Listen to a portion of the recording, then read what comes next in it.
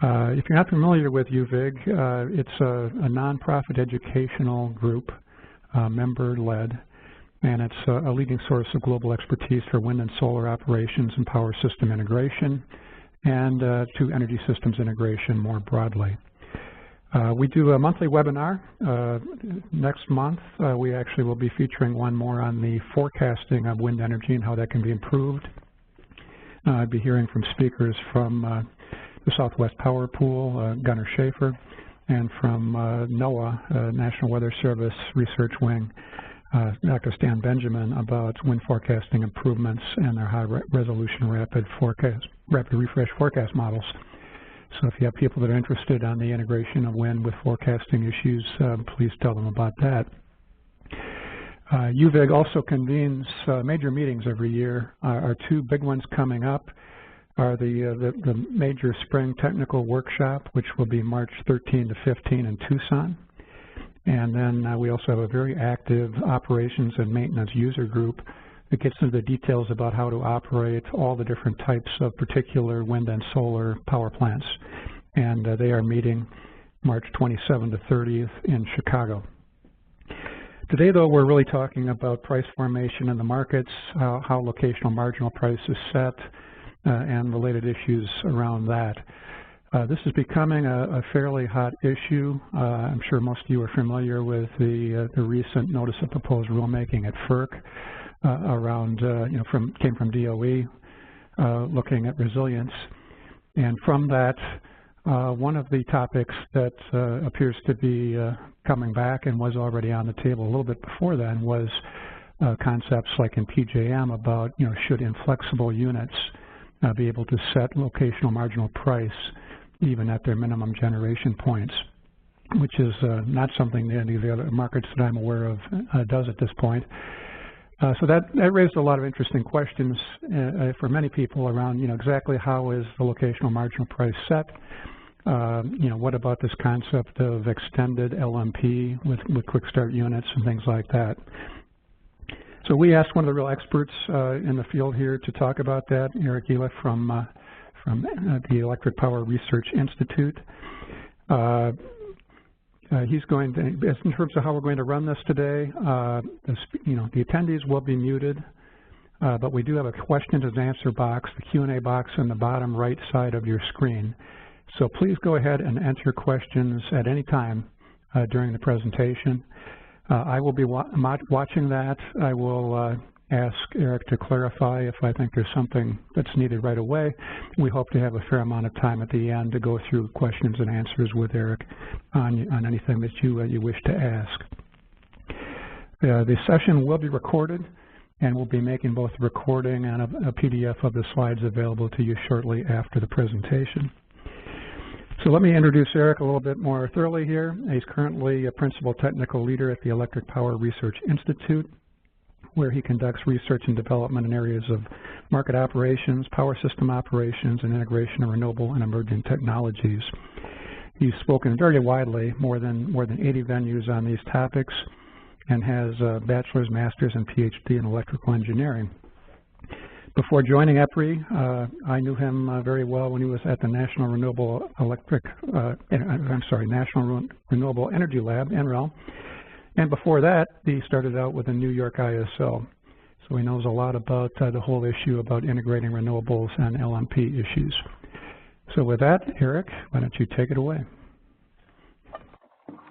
Okay, thanks very much, Mark, and thanks for the introduction. So I'll get right into it. Just so everyone is aware, the discussion today is mostly focused around United States organized electricity markets or North American organized electricity markets. I think a lot of these challenges in how to calculate prices for the energy markets also span across other countries, but for the purposes of today's discussion, we will be focused on the North American electricity markets. So a short agenda, and then we'll get right into it. I'll give a brief overview of LMPs, locational marginal prices, some of the basics, just to so we can get into the more detailed questions around electricity market price formation. I'll talk a little bit about this trade-off between short-term incentives versus long-term equilibrium. I'll also give a brief history of this area of price formation, and price formation certainly has a number of different meanings to different people. Really, again, what we're talking about here is how the locational marginal price is calculated in these organized electricity markets. Then I'll go in through some examples of some of the key components of the evolving price formation, give a comparison across U.S. RTOs, and then sort of finish off with some ideas around research and development in this area. So I'm going to go quickly through this. There's a lot of bullets here, really just to give folks an idea, since we're talking about electricity market. It's good to have everyone sort of aware of all the things that's been going on. Many of you know about, Mark mentioned the DOE Notice of Proposed Rulemaking on full cost recovery. This was terminated by FERC early this year with some requests around reporting for the ISOs. We had a proposed rulemaking over a year ago now on energy storage and distributed energy resources participation in electricity markets. FERC Order 831 about a year ago on increased offer caps. Fast start pricing, which is what we'll be talking about today. I'll get into that more. Also a proposed rulemaking on Uplift allocation and transparency about a year ago. Not to go into all these, I just kind of have them listed here, and folks will have the slides, some discussions around integrating public policy into electricity markets. We've seen some expansion both around primarily in the West, both with the Western Energy and Balance Market, as well as the Mountain West Transmission Group and their negotiations to join Southwest Power Pool. We've seen carbon pricing becoming more mainstream, new markets that have been looking at sort of changing their design, more of a large-scale change when they see some of the benefits. Things like the ramp products that are maturing in many of the ISOs and others that are considering it, and also some recent changes in how settlement intervals align with dispatch intervals. So that's just obviously many more things there, but just to give a brief introduction on some of the lots of things going on in the electricity markets. These are evolving all the time, and that's sort of giving you that idea. So for those folks on the line here, I know looking at the attendance list, there are a number of you that are pretty experienced in this area, so just bear with me. I just want to give a brief overview of locational marginal prices before we get into the topic of price formation. So LMP definition, one quote I always like to, I can't remember who I heard it from, but they always, they mentioned that, I can't plug in a meter into my outlet and have it read me what the locational marginal price is, like I can to, look at frequency, voltage, current. It's something that we've made up. There's not really a measurement of it. We made this up. We have a number of principles that are in place that we want to try to achieve with this value, but it is something that is designed by humans. So the definition of LMP, and there's different definitions, but generally speaking, it's the incremental cost to serve the next increment of demand at a particular location and time. A locational marginal price normally includes the marginal cost of energy, the marginal cost of transmission congestion, and the marginal cost of transmission losses. And that's fairly constant across the U.S. markets. I think ERCOT is an exception that does not use the marginal cost of transmission losses, but otherwise that's generally the way of how LMPs are calculated.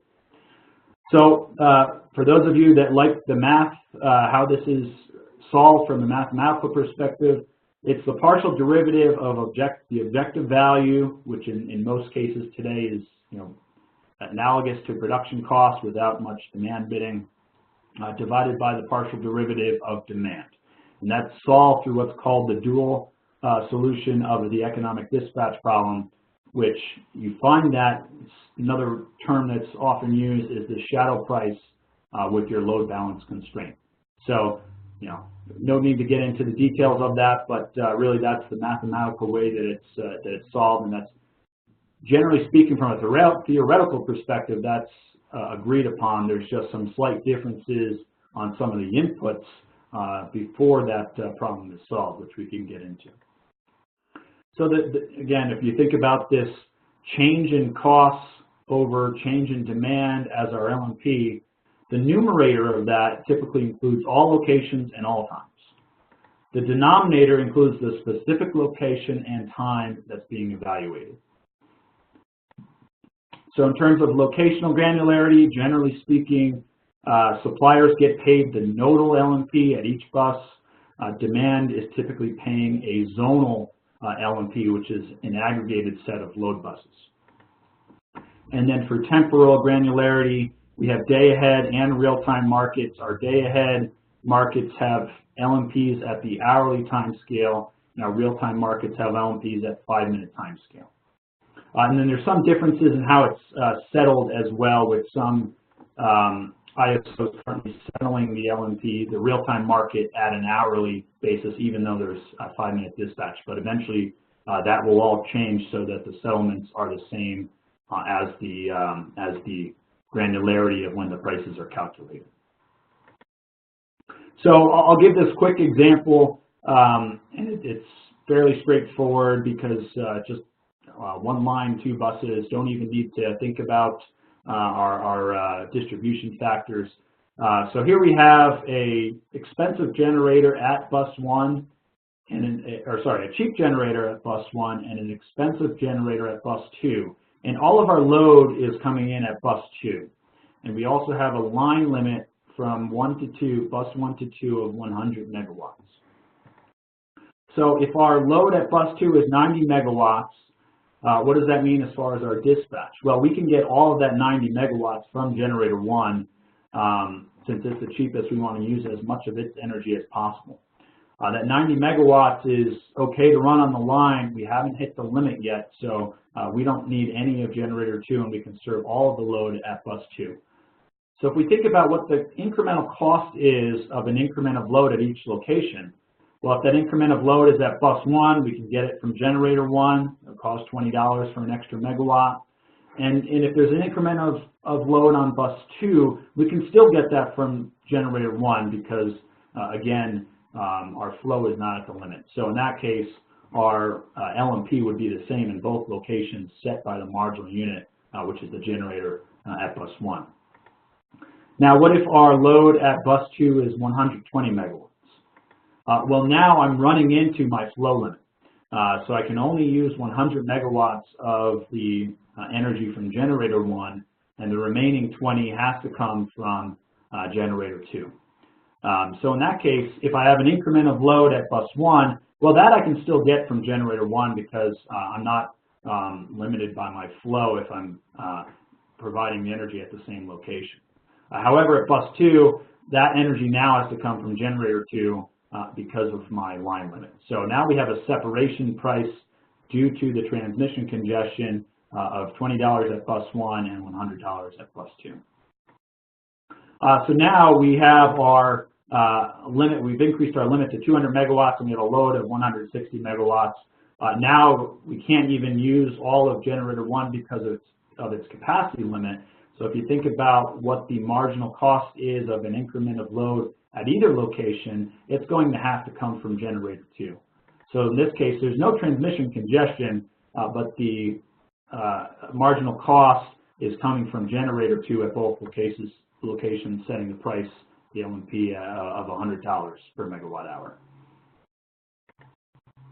I did want to talk very briefly about Uplift and MakeWhole payments because they're very important to this discussion of price formation. So the ISO guarantees a resource that is following the ISO directions to recover all bid-in operating costs. When the price for energy does not cover all costs, additional side payments, which are often called MakeWhole payments or revenue sufficiency guarantees or bid production cost guarantees, are paid to the specific generators. This typically happens because you have these additional costs that do not influence the energy price paid. There are other reasons why it happens as well. Often that is netted across the day or a commitment period. So it could be that I lose, that I earn less revenue than my cost in 1 hour, but if I more than make up for it in a subsequent hour, as long as I earn revenue to cover my costs over the commitment period or over the day, then I won't require that make-whole payment. But any time that my costs are above my revenue from the LMP, then I receive this make-whole payment. It's usually allocated to loads, sometimes to generators. There's some different rules and different ISOs. And there are a number of other different types of uplift as well. Most of these we won't really discuss as part of this topic, but the main one you can think of is if I don't make enough revenue based on what the LMP is, so if the LMP is lower than my costs, then I am guaranteed to make this side payment. And the side payment is specific to a unit. It is not a uniform value like LMPs are, and today it's not published who gets what in terms of what these side payments are. Okay, so that's the basics. Seems simple enough, right? So what's this whole question? What's wrong with what we're doing? You know, it seems like that's fairly straightforward. Obviously, there's some complex math when you get into these large systems, but why are we asking this question again? So now I'm going to give another example. We're going from now on, we'll forget about transmission. We'll forget about losses. We'll just look at a single location to simplify things.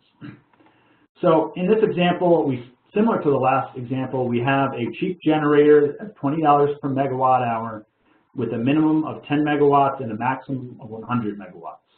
And then we have a generator that's more expensive, $100 per megawatt hour, with a no-load cost, which is independent of the dispatch output of $800 per hour, a minimum generation of 50 megawatts, and a maximum generation of 80 megawatts. So let's say our demand is 120 megawatts.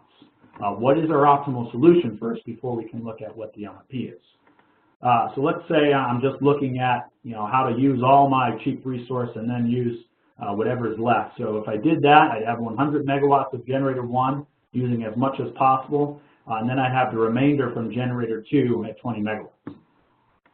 However, we know that generator 2 can't actually operate at 20 megawatts. It has a minimum of 50 megawatts. So that is an infeasible solution. So we've got to try again.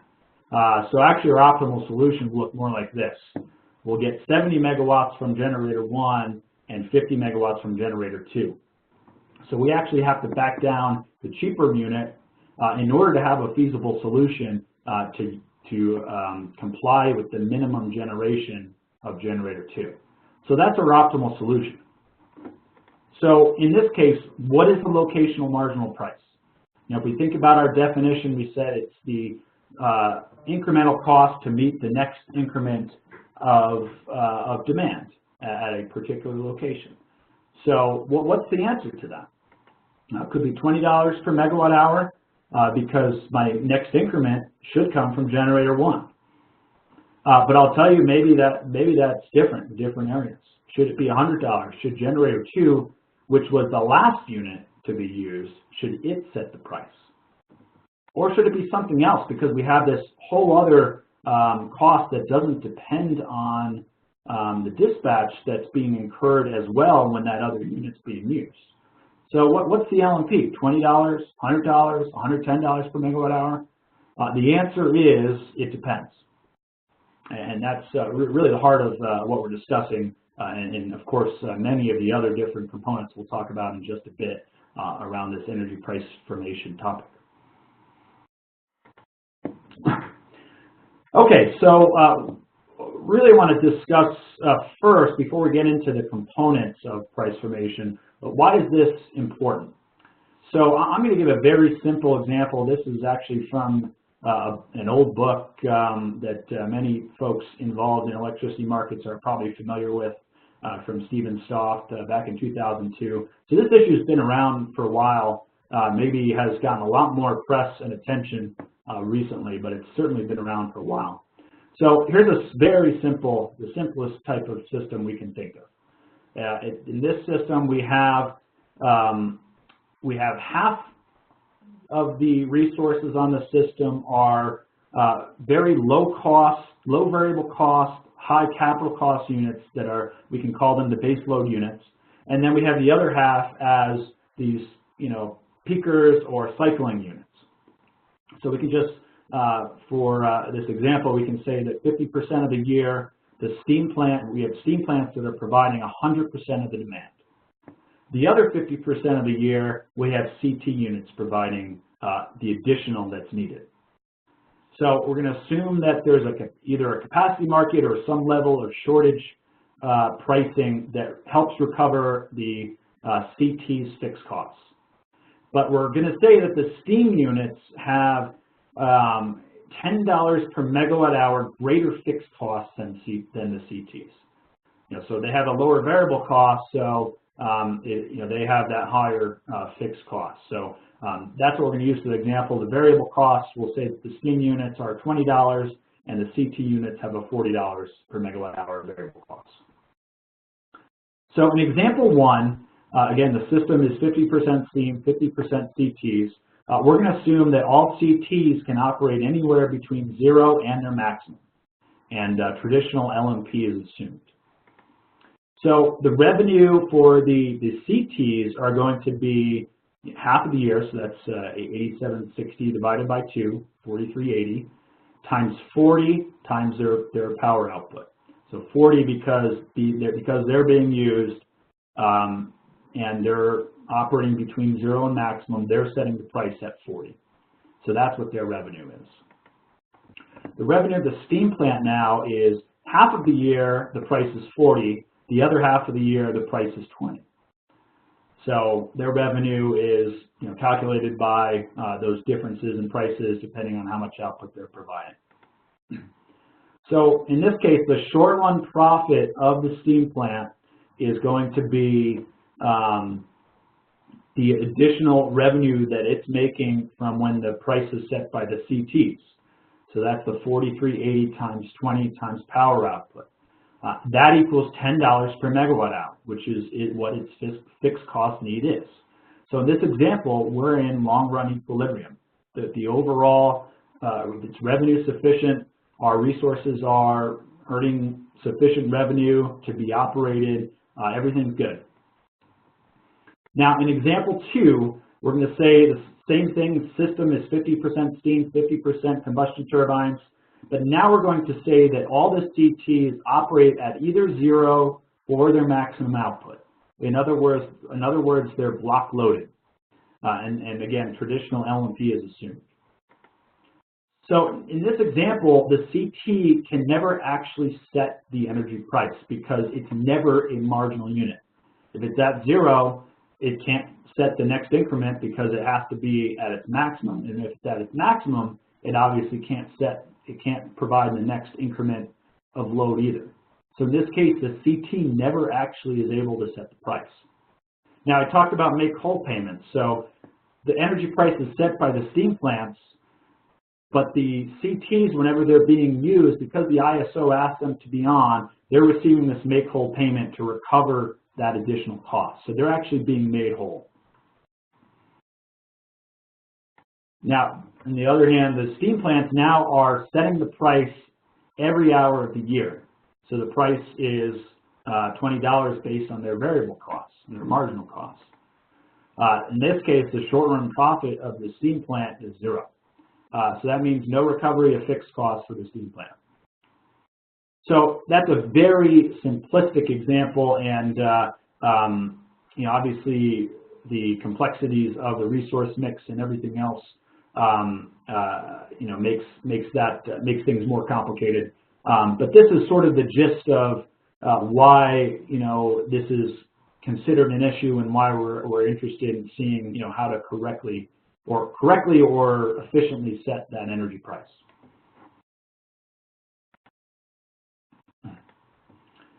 Okay, so a brief history around price formation. So back in 2000, NISO and FERC really had some, and the transmission owners and stakeholders within NISO, there was a large discussion around this.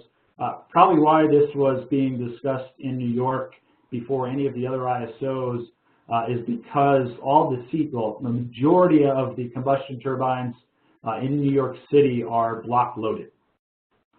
So that means that almost all of the CTs in New York City have to be operated at either zero or a fixed output.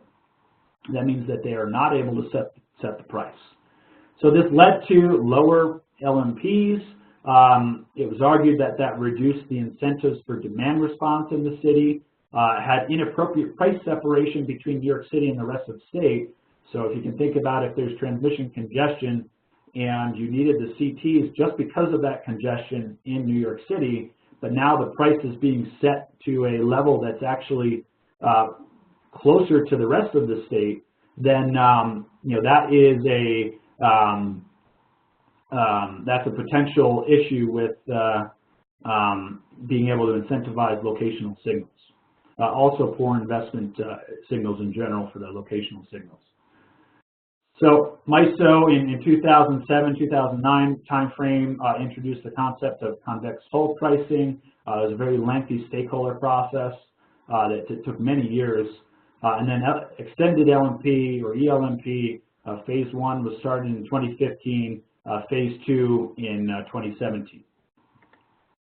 And then just 2016, the end of 2016, FERC put out the proposed rulemaking, as I mentioned, to allow all fast start units to set price even when at minimum generation, and to incorporate startup and no-load costs to the price, and to apply the logic to both day-ahead and real-time markets.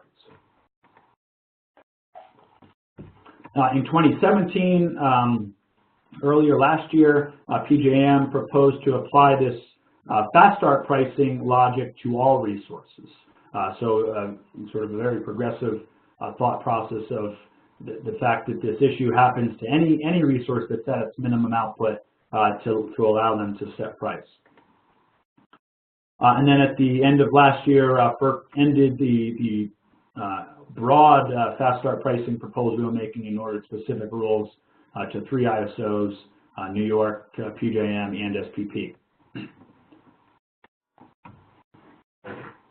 So what are these properties of price formation, or what FERC has been calling fast start pricing? And I'll go into these in an example of each.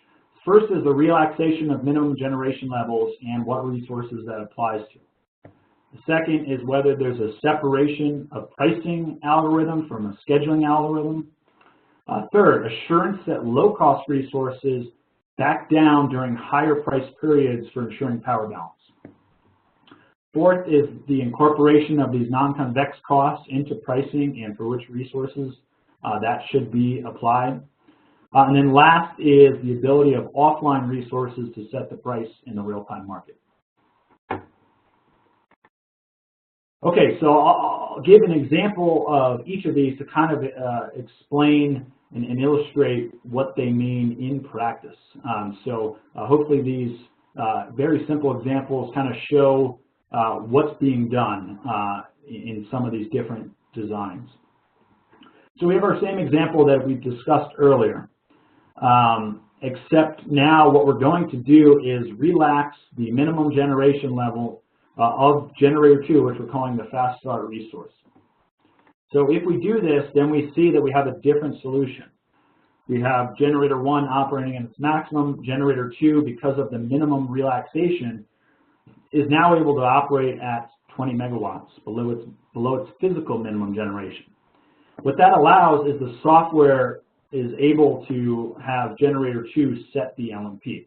So in this case, you can see the difference. The LMP would actually be set as $100 per megawatt hour because generator 2 in this modified example would be the marginal resource, and in that example would be the next resource to set the price, to meet the next increment of demand. Next, parallel pricing and scheduling runs. So let's look at this example again. So, you know, if we actually had our solution, say generator 2 operates at 20 megawatts and generator 1 at 100 megawatts, once, you know, physical realization comes, generator 2 can't operate at 20 megawatts. It has to operate at its minimum of 50 megawatts. So in this example, we have an imbalance of 30 megawatts. We have an ACE plus 30 megawatts, could have over frequency. There's an imbalance that has occurred. So what do we do? What most of the ISOs have implemented in this whole price formation topic is to actually have two separate parallel runs, one determining what the schedules are and a separate one determining what the price is. So the schedules come from the physical run, which has the physical minimum generation levels of all resources applied, and then the prices will actually come from a pricing run, which will have this extra logic to relax the minimum generation of those fast start resources. And that will eliminate that imbalance.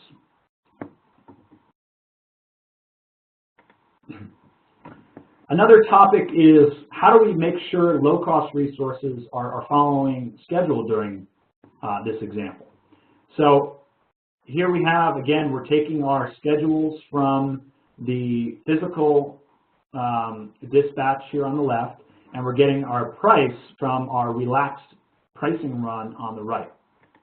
So in this example, our generator 1 has a profit of $5,600.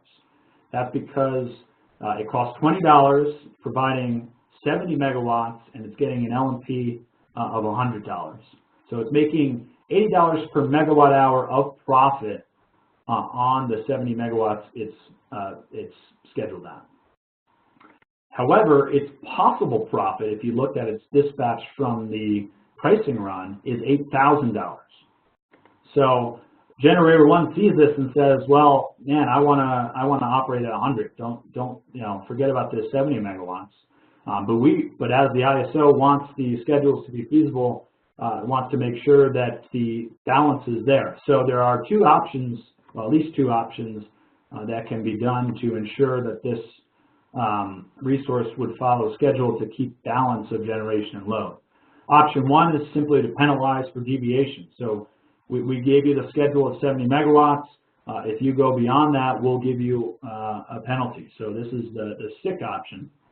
Option 2 is the carrot option. And that is to provide a $2,400 opportunity cost for generator 1 because it's losing out on the opportunity for its maximum amount of profit in order to keep the balance. So two options to make sure that when the pricing is not aligned with the schedules, that resources are still incentivized to follow those dispatch schedules provided by the ISO. Next topic is around the incorporation of NoLoad and startup costs into prices. So in this example, the generator 2 had an $800 per hour no-load cost. There's some debate around what should be used in the denominator there. FERC has recommended using Pmax, the maximum capacity, dividing the no-load cost by that. So in that example, the modified cost that would be used in the pricing run would be its original variable cost of $100 plus $800 divided by 80. So we have $110 per megawatt hour modified cost that's used only in the pricing solution. And again, it's important to note that in these markets, in order to solve the price, we can't allow integers. So you know, many of you know that we have a unit commitment solution followed by an economic dispatch solution. In order to solve the dual solution, in order to have prices being calculated, we have to have a continuous variables. So we fix our integers, and if those integers are fixed and then our unit commitment is fixed, there's no way for startup or no-load cost to actually affect the prices without this additional logic being applied. So going forward, the proposal is for this modified cost to be added, and that would be used in the pricing run. So in this example, our LMP would actually be $110 per megawatt hour based on that modified variable cost used in the pricing run. Okay, the last component that I wanted to discuss is the allowance of offline resources to set the price. So in real-time markets, generally speaking, we use, again, an economic dispatch solution. We do not use a unit commitment solution for the final run that calculates the 5-minute LMPs. So generally speaking, if a resource has not been committed previously, it cannot be part of the solution to meet the real-time economic dispatch and to set the real-time LMPs. So one of the other features of this price formation topic is to actually allow offline resources to set price. So in our example, we're going to now say that generator 2 is offline before our real-time market starts. So now our optimal solution, our physical dispatch, is 100 megawatts from generator 2, 0 from generator 2 because it's 100 megawatts from generator 1, 0 from generator 2 because it's not part of the solution because it's offline. And then we have a load shed penalty or maybe a much more expensive resource that's online that would cover that extra 20 megawatts. In this example, we'll set the LMP based on some penalty price, either a reserve shortage price or a load balance penalty price or load shedding penalty price. $1,000 per megawatt hour. However, in our pricing run, if we do allow offline resources to be part of that pricing solution, then we get that same solution that we saw before, generator 2 providing the 20 megawatts, we'd have our LMP of $100 per megawatt hour. So in this case, this modification actually led to decreasing what that price is, and that's something, for example, that MISO has found in their ELMP logic that while most of the time you're seeing this increase in energy price because the resources that weren't able to set price before are now able to set the price, this component of price formation can actually lead to reductions in prices compared to how they would be in the traditional pricing process. Okay, so that's covering the main components of price formation. There's a few other things I didn't get to discuss, but that's really the majority of what's being discussed around how LMPs could be modified at each of the ISOs. So this table here is, I won't go through all the details, but we will make sure that the slides are posted later on. But this shows some of the current and proposed features of price formation across the different RTOs. So top row discusses whether there's a separation of the scheduling and pricing run, length of a real-time market horizon, which is something we didn't really get into with this discussion, but has some importance around price formation as well. What resources qualify for the pricing logic, and as I mentioned here, you can see in some cases this is set to resources that can start up quick, that are quick start resources, like for example in ISO New England and MISO. In other cases, it's based on those resources that are block loaded, when their minimum and maximum generation limits are the same. And then finally, the proposed logic in PJM is to actually apply this to all resources. Next row there is the minimum output, what it's relaxed to. In most cases, this has been proposed to relax that minimum generation to 0 so that they can set the price at any level. Whether commitment costs are included in pricing. How the ISO avoids this incentive, as I mentioned, of the low-cost resource to follow its schedule, even if it can make more profit by increasing output. And you can see there's some differences there. Some of the ISOs use penalties. Others have proposed lost opportunity costs. And then in terms of offline resources, New York ISO and MISO, I believe, are the two ISOs that currently allow offline resources to set the price in the real-time market. ERCOT has somewhat of a similar logic. It's more of a manual process for resources to bid in. And then Southwest Power Pool, IESO in Ontario, and Alberta Electric System Operator generally don't have any of these special pricing logics currently in their design.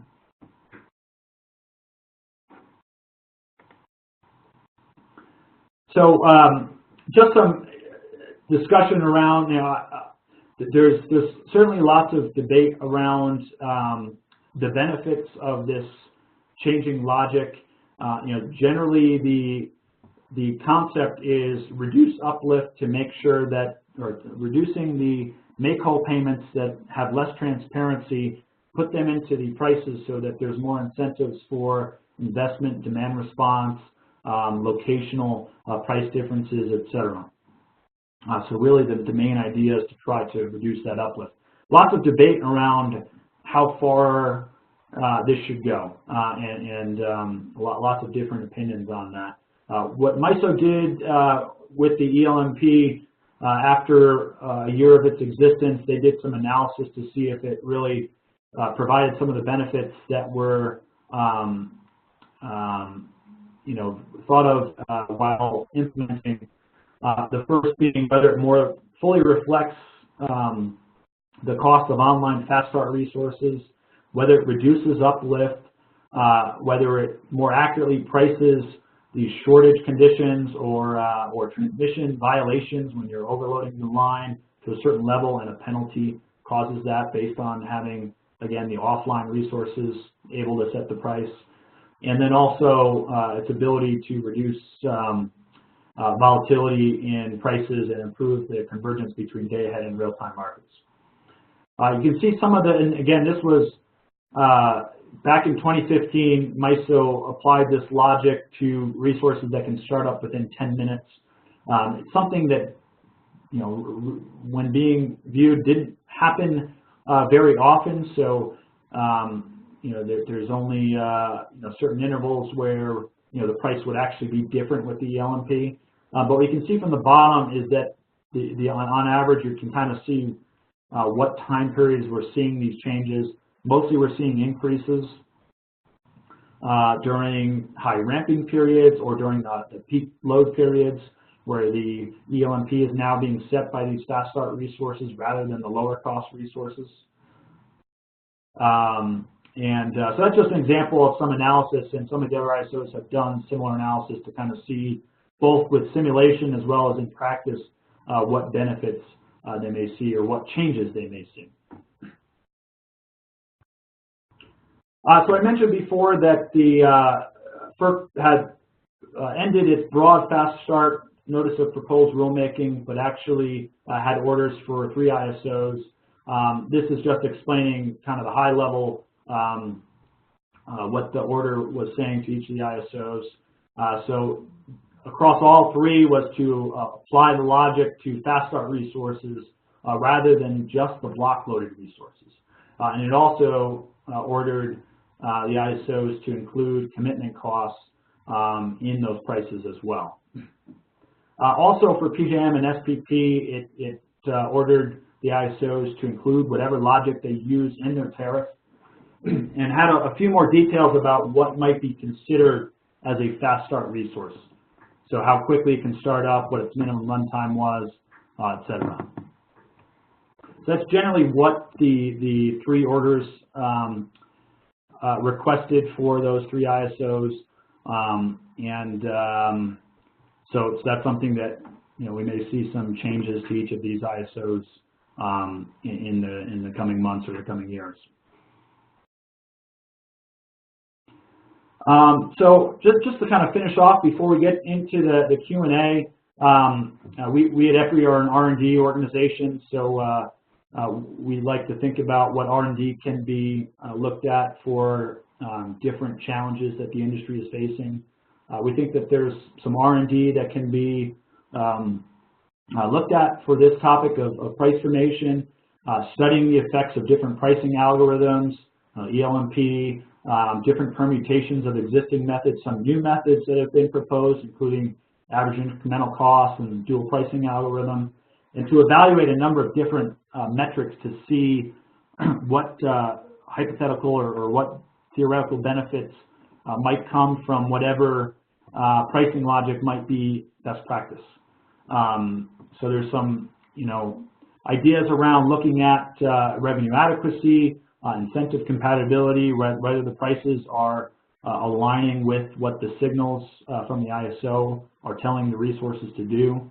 Also looking at long-run investment incentives, and then also incentives for providing flexibility is another metric that I think should be looked at. So we think that there's certainly some research that can be done looking at potential changes to pricing, and maybe that research will say it should all stay the same. But there's some research to be looked at to see what potential benefits or impacts there may be. And then finally, I'll just put a plug in.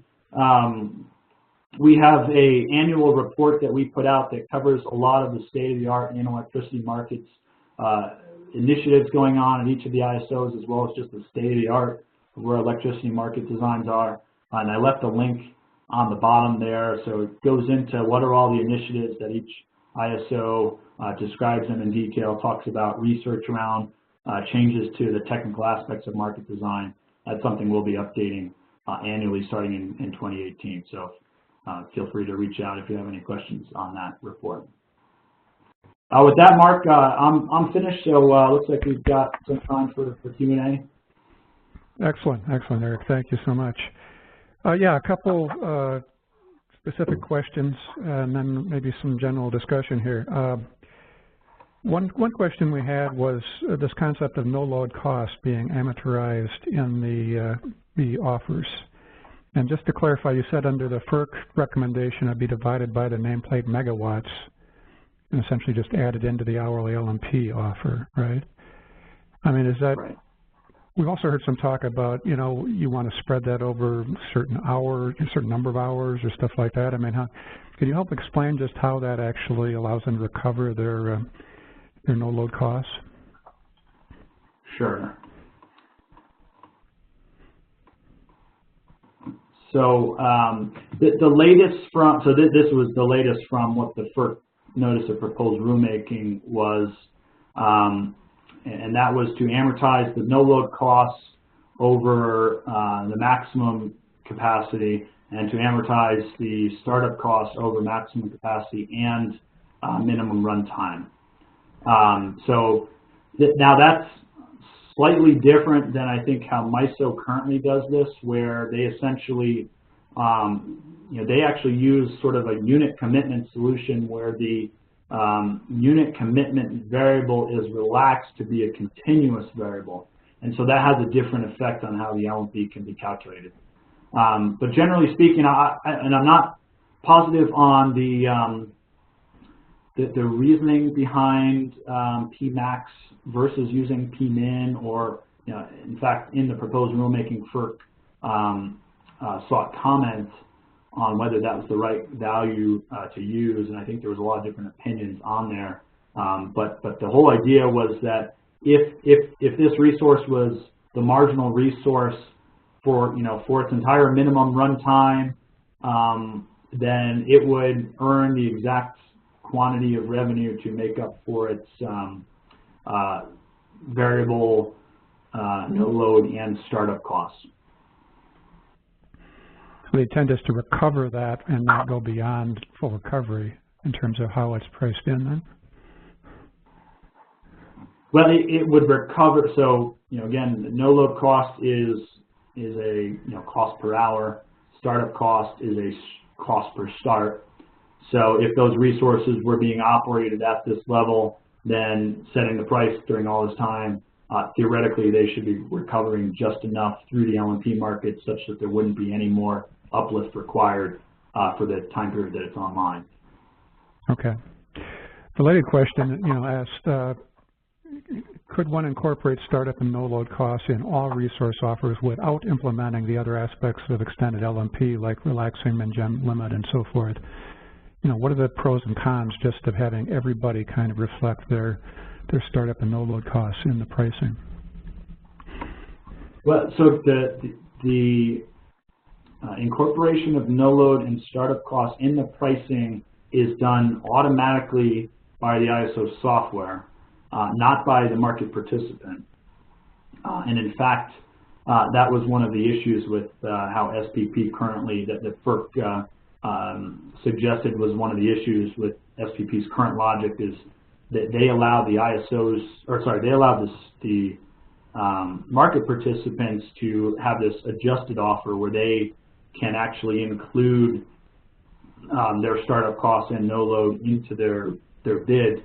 The issue is you want that only to be counted for in the pricing run, not in the physical run. Because if you have that a higher, if you include those components of the offers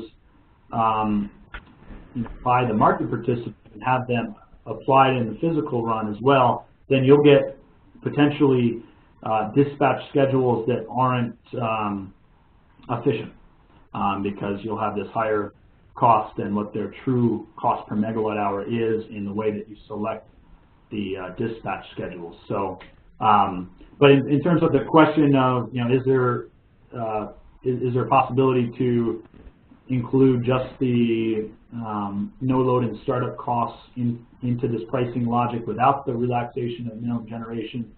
Yeah, there's all of these. There's a lot of different permutations of how this can be done. That's currently not one of the ways that any of the ISOs does it currently, but of course, I think that there's still a lot of research to be done on just what the benefits of maybe each of these different components are, rather than taking them as the whole package or not. Okay, thanks. Yeah, a lot of options here. One of our attendees here, who we know well, is looking at this more from the E-LMP in a pure sense, as being the marginal value of adding and removing power at each location of the system. And that's really the definition that corresponds with DC power flow, the more physical part of this. And kind of asks, isn't that actually a good way of looking at it? And should the incentive be on participants to bid competitively and to have incentives to reduce their constraints, as opposed to recover them, through this? In what way do the incentives get a little bit intertwined here between the physical reality and the incentives for units to be, more flexible, I guess, is one way of looking at it. Right. I think that that's why I added that last bullet around metrics of seeing whatever design is incentivizing operational flexibility is an important part of all of this. I'm not sure. Well, honestly, I'm not sure if the traditional LMP, how well it does that either. But certainly, yeah. I think there's potentially not much improvement by changing this to saying, hey, I'm going to go retrofit my resource to get 20 megawatts less minimum generation out of it.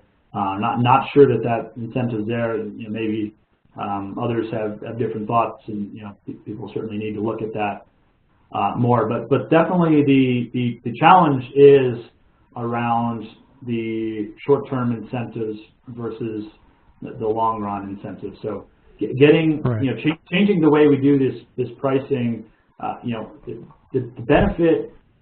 I think everyone hopefully should have. Well, I shouldn't say that. The theoretical benefit of it is that you get the side payments into the prices, so new resources have an idea of what the signals are. There might be other ways you can do that better also. The downside is the more you do this, the less these signals align with what the dispatch set points are. So, for example, if you now allow all these resources to do this, you have renewables now that are being curtailed when the price is positive $40 per megawatt hour, and you have just this whole distortion around price signals and dispatch signals. So is there some happy medium, and maybe that was part of why most of the ISOs and FERC, said just keep this to fast start resources. I'm not quite sure, what it is yet, but there's certainly those trade-offs around the long-term incentives versus, having signals align with the short-term dispatch decisions. Yeah, that same questioner adds on here that to some extent, is it more transparent and explicit to use Uplift rather than try to put more of it into the pricing in this way? I mean, is there an issue about transparency and what's what's being made explicit here? Yeah, and that's certainly the argument that's being made that there was, I mentioned at the very beginning that there was another proposed rulemaking from FERC on Uplift and allocation, and there was a lot of discussion in there about how much aggregation is required, or how much of the Uplift values can be made public.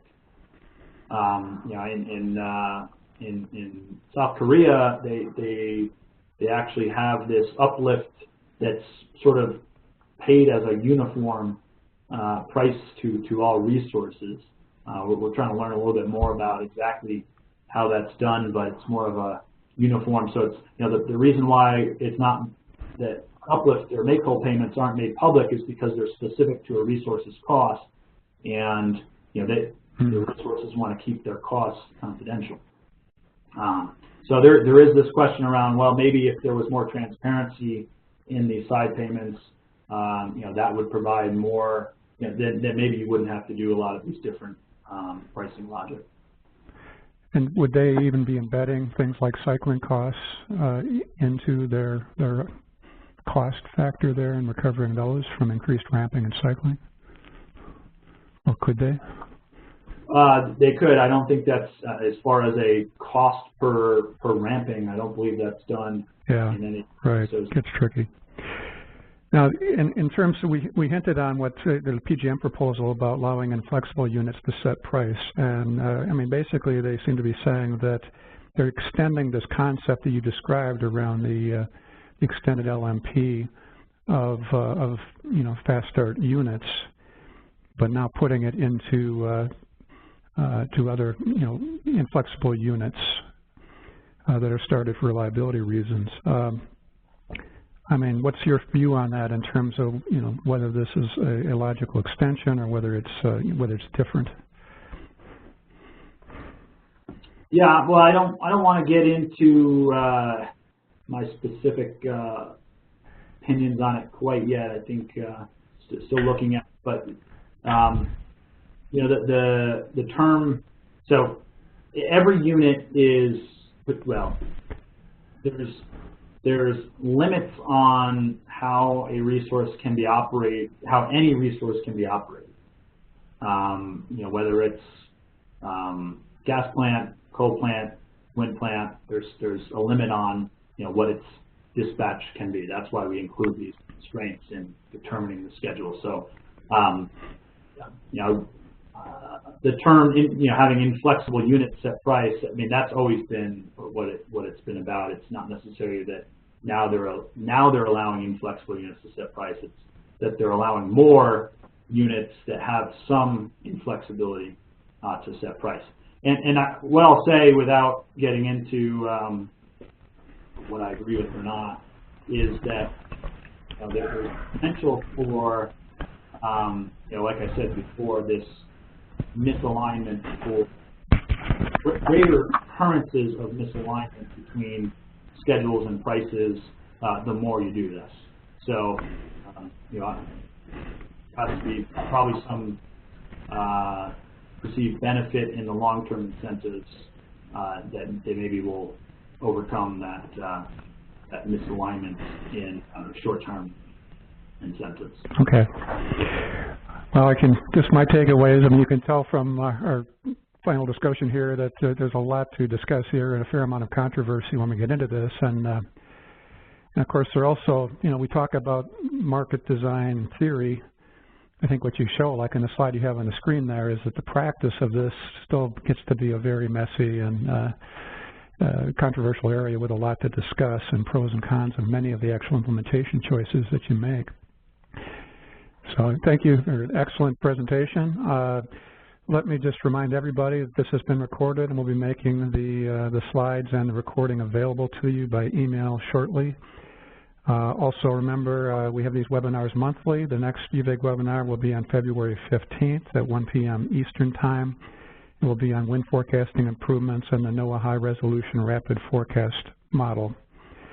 We also have major meetings coming in March, so please check the uvig.org website and the events area there. We have our spring technical workshop, March 13 to 15 in Tucson, at a very nice and warm resort for those of us from the North Country. And the Operations and Maintenance User Group will be meeting in Chicago on March 27 to 30th. So with that, thank you very much. Please contact us at info@uvig.org if you have any other questions or need anything else. And we'll be in touch with the slides as soon as those are packaged up. Thank you so much.